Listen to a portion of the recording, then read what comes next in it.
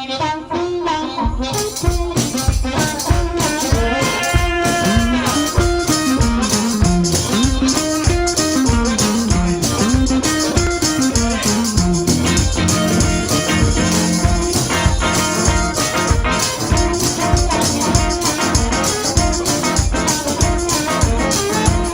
alright, that's alright, that's alright, that's alright.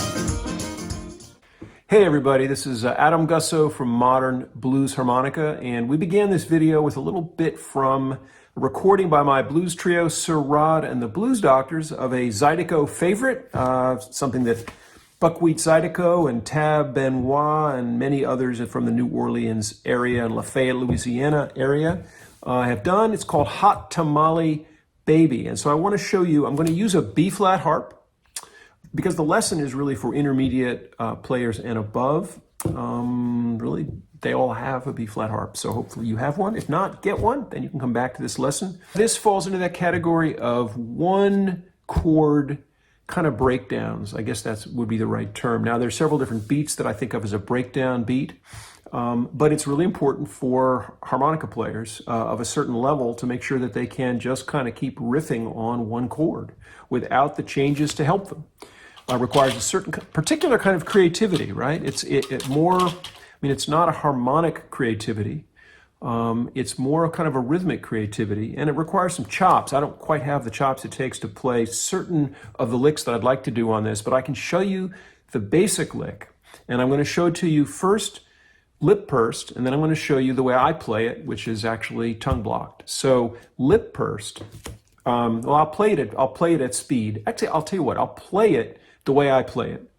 And I do it in two places on the harp. One of them begins on a 3/6 blow and comes down to the 2-draw. The other begins on the 2-draw and kind of goes down and then finishes up going up to the 3-draw, back to the 2-draw. So there's one that's sort of the middle octave, and there's one that's the sort of the lower octave, you might say. And actually, I kind of go back and forth on them at various points in the song, kind of changing the texture as we go, but it's a by feel thing. So the beat is dun, dun, dun, dun, dun, dun. And actually, I would encourage you, before you even get near this lesson, go to YouTube, put in Hot Tamale Baby. You'll find what I found, which is a wonderful live clip of Buckwheat Zydeco and his band. This song can often be played really fast. I'm going to slow it down for the purposes of teaching it. But when you play it, it's a dance tune. You're trying to get people up and dancing, and my blues trio has managed to do that with this song. So it's a good song for that reason.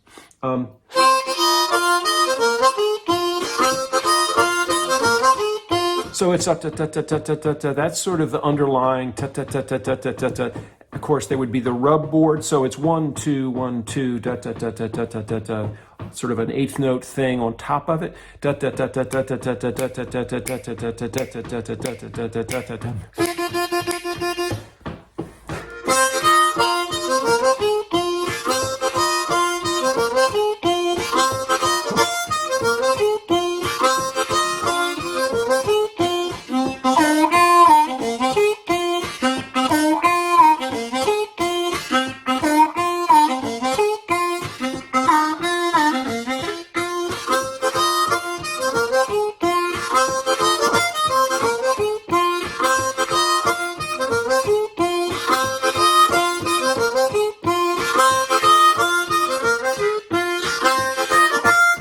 Now, I'm making all kinds of small little adjustments, changes in there. So let's slow it down.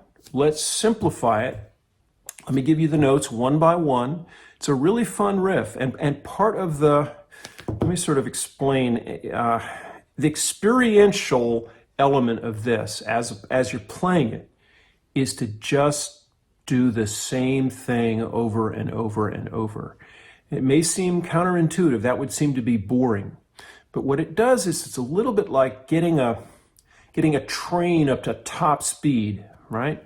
You get a train up to top speed and there's something involving in just the flow zone that the train is in, right? Does that make sense? Same thing is true, I think, as a runner, kind of getting up to a high aerobic pace where you're just flowing along and you're in the groove. And actually that's how you'll know that you're getting it, is that it feels like the groove suddenly almost takes over and you're just there for the ride. That's how you'll know you're getting it. But at first it's not going to be like that at all. Let's do single note. The single note way of doing it would be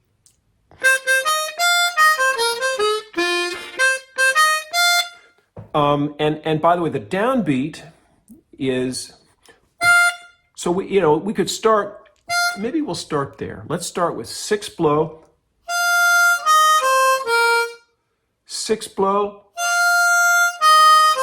to 5 draw to 4 draw. So it's 5 draw to 4 draw to 4 blow to 4 draw.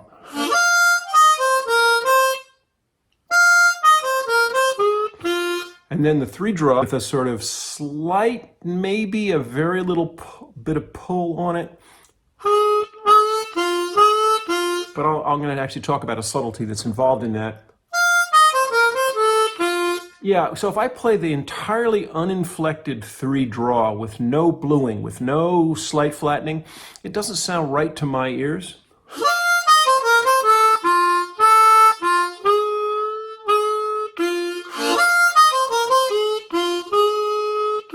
So I'm really playing a blue third, but it's a quick one. You can't worry about it too much, and if you can't do it, just do the unbent 3 draw.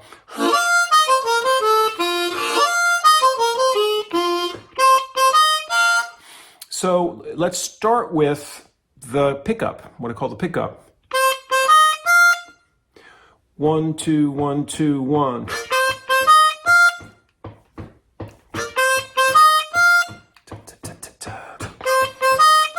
And that ta-ta-ta-ta-ta-ta is really what the rub board in zydeco is giving you. So you have to sort of almost carry it with you as a potential within the notes you're playing, the sort of rhythmic potential.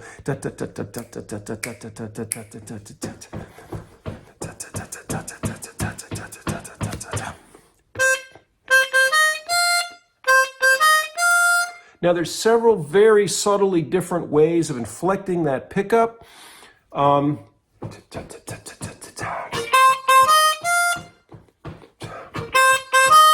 And that's what I would do. And again, I'm hitting my tongue on the roof of my mouth. Very good training. If this is hard for you, then you're learning something from the lesson. Let's start a little slower. 1, 2, 1, 2, 1.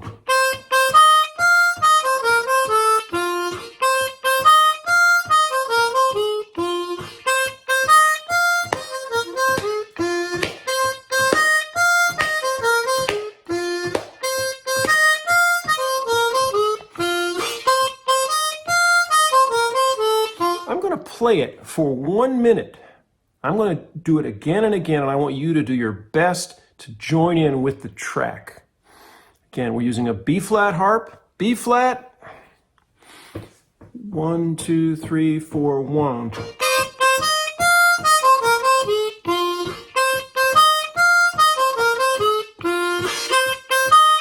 I have to tell you one more thing. So we need to do a little analysis and say, are we doing more draw or more blow? Mostly draw. There's the and the 4 blow up briefly, but mostly it's draw. So I'm getting more air in than I'm getting out. So I need to do an out breath before I restart the riff. A slight out breath. That's what I'm doing. That's what my body has figured out it needs to do in order to create equilibrium and be able to continue to play this ad infinitum, which means like forever. 1, 2, 3, 4, 1. And I'm going whoosh, just before I go up.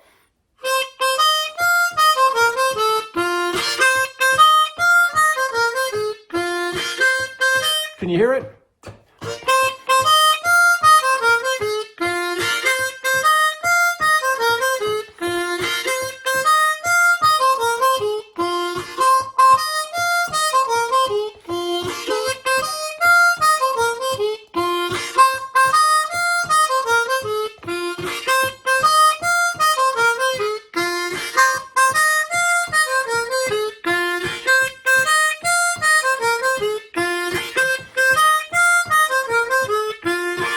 Now, if your lips, as mine are, because I'm a little out of practice, if your lips feel a little tired, a little ache around the outside when you continue to do this, welcome that.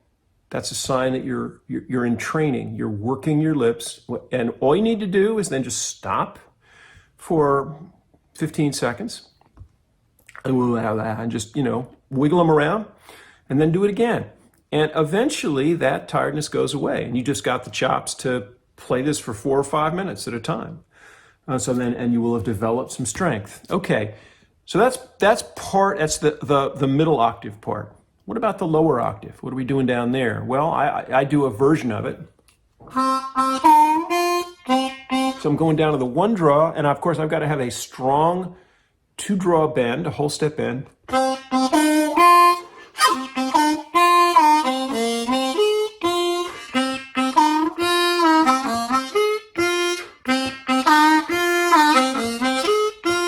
So let me go super slow.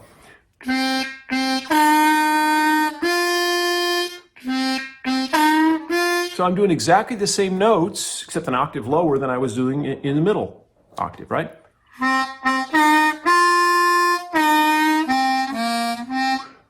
Now this is a useful riff. If you've never done this, if you know the blues scale, but you've never done this particular riff that uses the blues scale, you're learning something from this lesson. Let's just focus on that. 2 draw, whole step bend, 2 draw. 1 draw, make sure you release the bending energy in your mouth when you come off that hard 2 draw. Instead of, if you don't do that, it'll be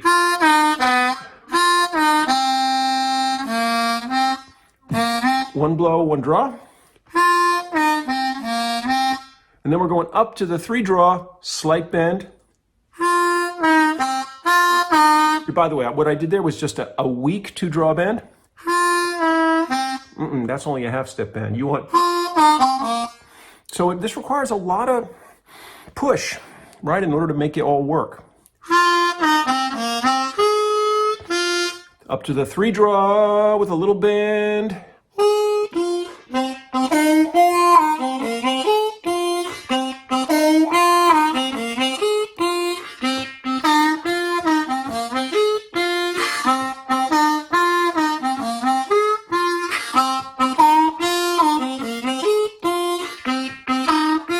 By the way, Dr. Gussow, where did you learn how to play this harmonica part for Hot Tamale Baby? I listened to the guitar, I listened to the accordion, and I adapted it. That was my ear training. I adapted it. It's not hard. Now, so that first octave thing, that's the way I really do it. But the middle octave thing, I do it tongue blocked.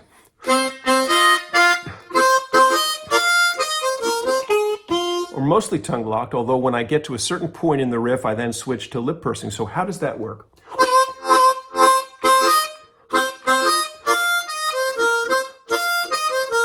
So first of all, most of the time when I do a tongue block, I'm tongue blocking the bottom 3 notes, just doing the top note, but it gives a certain kind of crispness that you don't get if you're lip pursing. So if I'm going, very different from, right, just it's like a whap. You kind of whap it.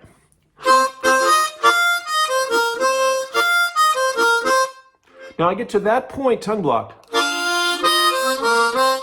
but that would be if I'm really letting a little more air through. And you can do it that way, where I'm doing 6-3 blow, 2-5 draw, 1-4 draw, 1-4 blow. But I go back and forth. Sometimes I open it up a little more, sometimes I close it down a little bit more. That's part of how you keep interest, is you're constantly changing something. Even as the overall riff is the same riff, basically. And there I'm going to 3 draw. So I go from tongue blocking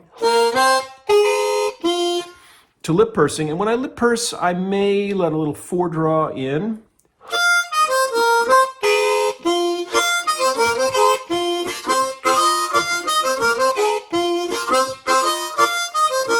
So actually, if I'm really honest, if I really listen hard, I tend to use the open octave when I'm going up.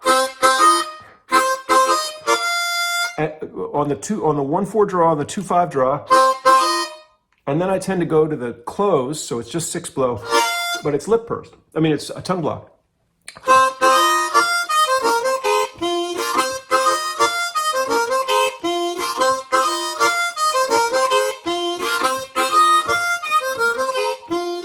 Now, that's what I do.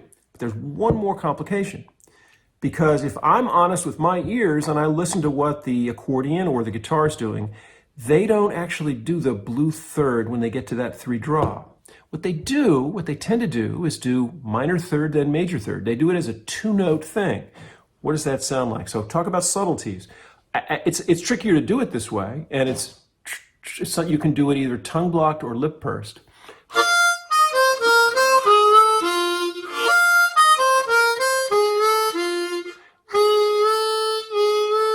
They kind of roll, they start with the 3 draw a little bent and release it.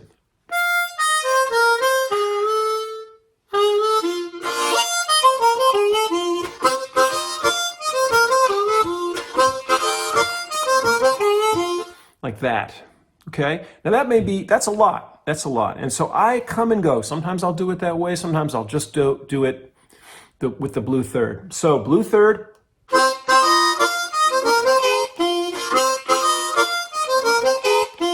The way they're doing it, maybe.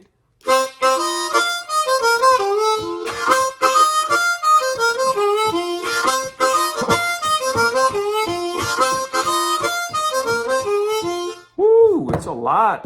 That's a lot, Cher. It's a lot. Okay, I think we're done. Blue Sirrod and the Blues Doctors. Hot Tamale Baby. See y'all in New Orleans. See y'all down south. All right. Bye-bye.